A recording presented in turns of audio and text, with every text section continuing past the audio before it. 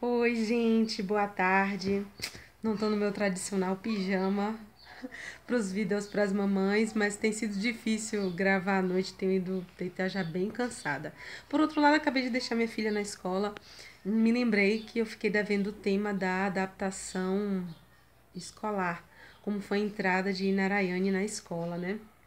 Na verdade, não é bem só sobre a adaptação escolar esse vídeo, porque eu tenho usado a mesma coisa que eu usei para adaptar ela na escolinha para tudo praticamente, que é a coisa da transição.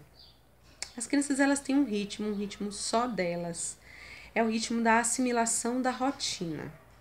Quando a gente tenta impor o nosso ritmo, que eu nem vou dizer que é nosso ritmo, porque a sociedade hoje tem vivido num ritmo meio antinatural, mas vamos dizer assim, um ritmo mecânico, a criança, normalmente o sofrimento é maior. Então, o que eu fiz com Narayane? Eu já sabia que no ano seguinte, inicialmente eu não tinha certeza se ia botar ela na escola, mas eu estava suspeitando que ia precisar. Do momento que eu decidi, ela devia estar com 1 ano e 8 meses, até o momento que ela efetivamente entrou na escola, que ela já estava com 2 anos e pouquinho, eu comecei a fazer uma coisa. Eu comecei a levá-la para as festas da escola. Eu comecei a fazer ela se acostumar com o ambiente da escola. Ela ia para a festa da primavera, ela ia para uma festa aberta de Dia das Crianças, ela foi brincar no parquinho. Eu moro numa cidade pequena, foi uma opção que eu fiz por qualidade de vida. Estava dentro dos meus planos de ter filho, passava por ir morar numa cidade pequena, que era a maneira como eu queria criar minha filha. E aí ela conhecia as crianças de outros lugares. Então, com a criança que ela conhecia na pracinha, que era um pouquinho maior, estava na escola, né? Filhos de amigos nossos estavam na escola. Então, ela chegava naquela escolinha e ela via as mesmas crianças, às vezes, que ela via numa festinha de aniversário. Quando foi chegando no final do ano, que chegou na época da matrícula, eu levei-a para fazer a matrícula. Então, ela foi comigo, eu deixei ela brincar um pouquinho no parque. Outra coisa que eu quis fazer, ela completa 2 anos no início do ano. Era antes de entrar na escola. Então eu já estava ensaiando o desfraude desde é, novembro, dezembro do ano anterior. Por quê? Porque eu, particularmente, eu sabia que a escola tinha a política assim, ó, que se essa criança ainda chegar usando fralda, eles fazem o desfraude.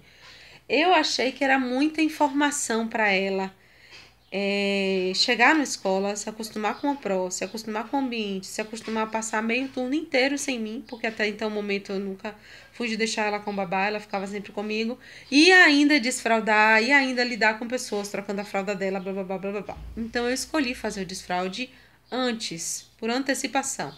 Quando ela entrou na escola, ela praticamente já não usava fralda.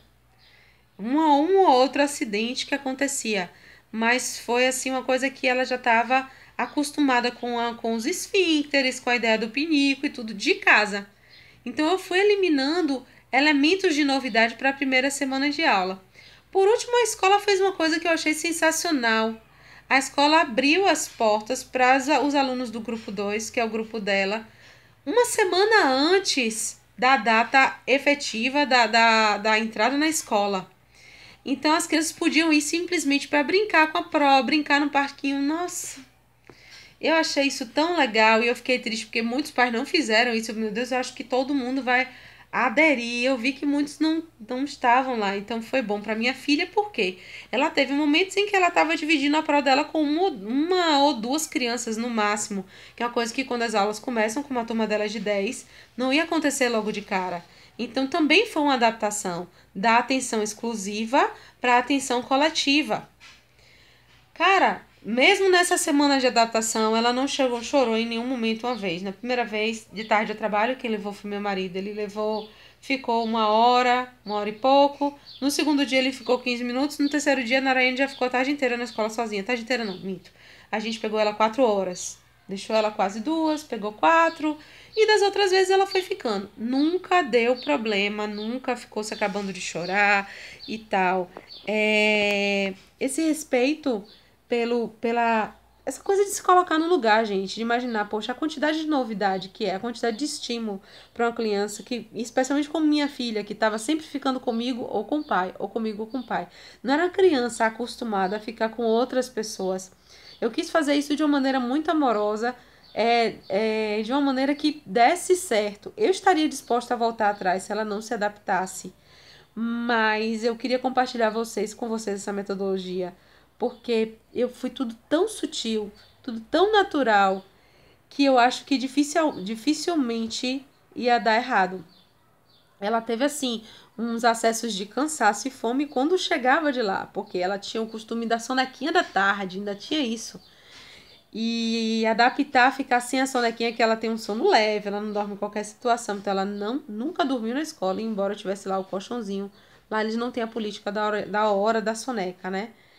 Então, quando ela chegava aqui, ela sentia o cansaço. Ela não chorou na escola, ela chorava quando chegava em casa, porque ela ainda não sabia lidar com a frustração de dividir a frustração de dividir brinquedos, a coisa do cansaço, a coisa de chegar cansada e com fome ao mesmo tempo e com saudade ao mesmo tempo. A gente também tem que ter esse olhar do depois da escola, o que é que está acontecendo, e saber que aquela criança, mesmo depois que volta para casa, está em adaptação escolar, está em introdução escolar, ela está acostumando com um novo ritmo corporal, com um novo ritmo de fome, de digestão, de socialização.